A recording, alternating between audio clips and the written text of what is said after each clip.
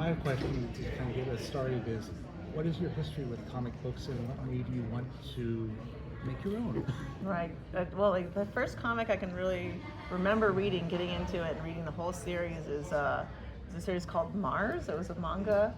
And my sister was like getting into it or something like that, and I had stole it from her and devoured the whole thing. But it was really hard to get a hold of back then, you know? And so it wasn't until I was actually like adult later in my life where I was like, ooh, I have all the money to buy all of the weird things that I couldn't get as a kid. I'm like, I'm gonna get every comic that I want to get, and started kind of getting into it then. And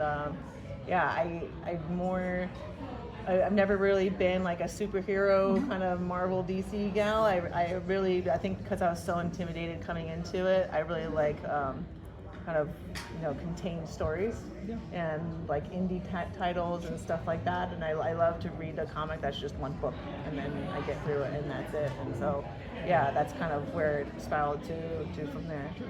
And well, that's the great thing about comics. It's more than tights and capes. It can be anything you want. Yeah. And so I'm really glad that I found that, because I think that was kind of how I was in my own way before. I was thinking it was only superhero stories, and once I figured out it was more, then ended up diving into it and thinking maybe I could do it too. Hey, homie? You ready? Yeah, hi, Ron. How you doing? Good, thank you. My question to you is expect the unexpected. How did this graphic novel came about? Well, it came about with, I was in the go home before WrestleMania, which is the last show before WrestleMania, and Vince had just torn out the script, and nobody knew what they were doing, and I was panicking, and they already opened the doors, and people were filing into the arena, and I was freaking out. And I think Paul Heyman was just trying to get me to like relax, and he pulled me aside, and he was like, "What kind of movie do you want to star in?" And I'm like, "What? What do you want to star in?" And I'm like, "Why, do you have something?" He's like, "No, like, what do you want to do?" And I never thought about it.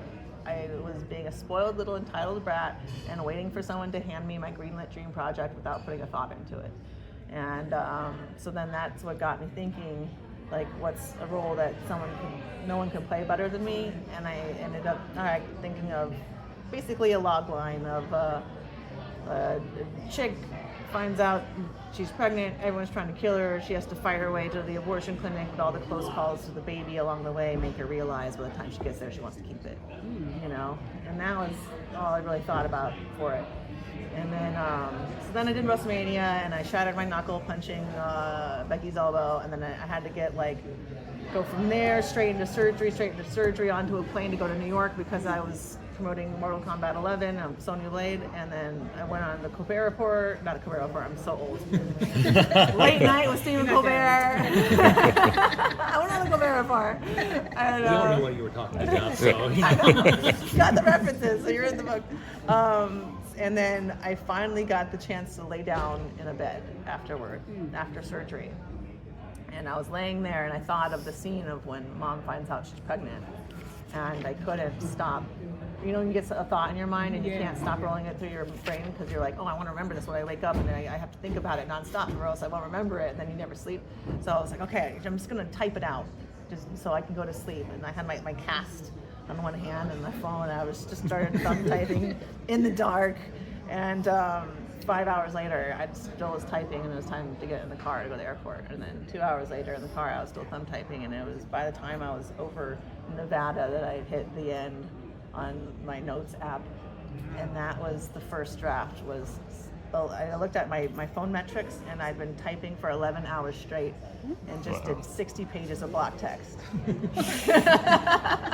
must have been writing a lot. I have I don't know, I used to say it was opposite ADD, but I think it might be actual ADD, where I focus on things and I fixate and I can't deviate, which is why I'll be on a bag and do a same punch for 3 hours being I need to get it perfect, and it's just kind of that's my obsessive personality.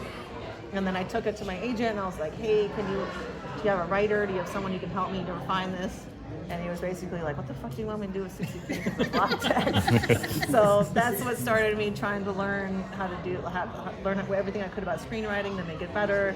And then I hit a wall with how much I could learn on my own from podcasts and YouTube, and that's what led me to going to get an internship at the story department and my mentor in writing, basically, Adam Novak, who came to, I never saw in person. He helped me write this. He helped me like go through the script and like help me refine it. And I'd never seen him. He was only a voice on the phone until my very first signing when this came out. He waited in line and showed up with the comic, and I finally got to see him in person. And he was like one of the people that helped me to become, you know, the writer that I am, to be able to write my own story instead of just handing it off to somebody else to do it for me. And so yeah, and somewhere in between here and there, and Adam getting at it, I was able to get it into actual Alonzo's hands. And once he saw it, he became a believer. And yeah, here we are today. Here I come. Yeah. What's up, Ron? This Al Mega Comic Crusaders. All right, my question, I like to throw humor, right? So excuse me there. I gotta ask you here now. In one of your promo photos, Mom looks suspiciously like Ronda. So did you ever peek over Mike Delgado's shoulder and whisper, "Make me more ripped, more dramatic, more fierce"? There was one time. That was so specific. I have a very specific example too. There was one time, when Buddha gives Mom the kiss on the cheek at the casino, and she's like, ew, like the face that he had for it, it just wasn't getting across the fact that she like she didn't want it. So then I was like, all right, I took like a selfie of like, I want it to be like that, and he put that exact picture, because he like can draw things so perfectly, and he put that exact picture there. I'm like, can you make it a little less ugly? I know my face looks exactly like that. Could you like kind of make it like elevate it a little bit? So yeah, Throw some blush somewhere. I mean, yeah, I was like in my car, the lighting wasn't good, you know. Band-Aid, yeah, okay. so it was the only time I was like, let's just fake it and just make her prettier than me. But how has the art process been, the overall? Have you had fun with that? How much say you have in the artistic process? I mean, it was absolutely incredible. Anything Mike does, the art itself is Boss. It's amazing. The only thing I would ever tweak is like talking about the bathroom fight sequence or whatever. There was one, or the bathroom's a better example, that he drew out it one way, and I was like, I'm so sorry, but we're gonna have a fight sequence in there later, and I need all the stalls to be on one side, and it needs to be like this, so we had to go back and redo the whole thing. And so I learning to like draw like a key of what the rooms look like a bird's eye view. Kind of a storyboarding thing. Yeah. But I would never like correct his art. It was more it was more of like, hey, for later things, or for this fight scene, or for this character, you know, I needed to be a certain way. But I mean, he's the best at what he does. He is, definitely. My name's Dante.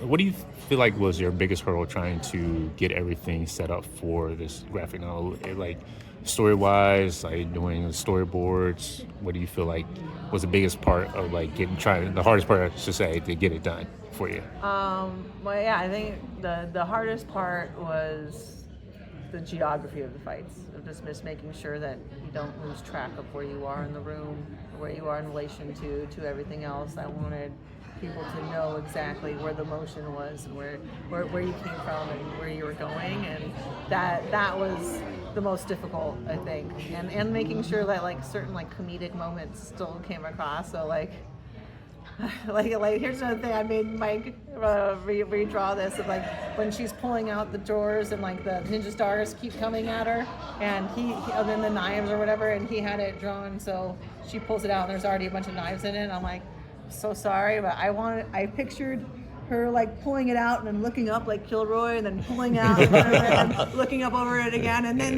the knees coming out her face, you know. Right. So a lot of times like Mike would imagine it as being badass, whereas I was imagining it being funny, and so we would have to like tweak it to make it like a little less badass, a little bit more goofy, you know. And so that was one example. Do you feel like with your skills that you had from in ring, did it translate more into what you were able to be drawing? Yeah, I feel like the experience in fight choreography, and not just that, but like pro wrestling, where, you know, the story is being told in the fight itself, it really transferred over. And and Mike having like a karate background and everything, and knowing how bodies work and stuff like that, that really helped a lot. And you can really see him and like how Yeah. picturesque a lot of the poses are. Exactly, There's yeah. this one flying kick that Hapa is doing, and I'm like, that's the most Mike Diodato thing I've ever seen. Like, I don't think Trav would throw that kind of a kick, but and he throws incredible kicks, but yeah, I'm sorry, I got lost. I forgot what the question was. No, you answered this one. Okay, yeah. My man right there. So piggybacking kind of off of your answer there, because comics are paced so differently, it's like 1 to 2 seconds per panel. What was the learning curve involved in translating like screen fights or like to different visual medium? Right. I think well the fights I don't think like the fights itself was so much like more difficult. I think it was just taking what was written on the page as like several different moments and making them all in one panel and having the reader experience it as several different moments of like, okay, like this person is picking something up and says something, this other person takes a sip or whatever and says something, the other person like, claps their hands and says something, and instead of having that be 3 different panels, being like, okay, we're going to have it be in one panel, but have it be arranged from left to right, so that as you're reading this, you're seeing the person pick up the cup. As you're reading this, you're seeing that. And so, like, I think it was more like making separate moments all concise into one image and having it arranged in a way so that the reader experiences it as being several different moments. And I think one thing Mike did stylistically that really helped that happen is you see a lot of the vertical lines that he puts through the panels, and how I would read it, I would see it and experience more as chopped up moments in time instead of just an instant and stuff like that. Like there's one where she's rolling over the bed and he like throws her in 3 different times, like he draws her 3 times, he also cuts the panel multiple times in it, and I just love that experience of the motion in that way that he's drawn. It makes it more breathless, right? Yeah, exactly. 100%. Cinematic. Yeah. Get a-